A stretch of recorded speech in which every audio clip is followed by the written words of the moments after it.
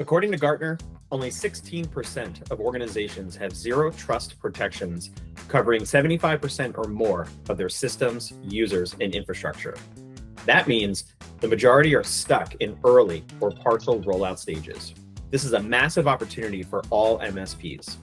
It's a way to grow your business, to prove your mettle to clients, and to make sure client security is airtight. But finding these gaps is easier said than done, especially across dozens of clients. That's why we at JumpCloud have put together an analysis map to help you spot the gaps before they become problems and help your clients solve them. Here's how it works. First, take your Zero Trust Assessment tool and make a copy so you can have a unique tool for each of your clients. Then, either with your clients or for your clients, take 5 minutes to go through the Zero Trust checklist, analyzing 5 different coverage areas.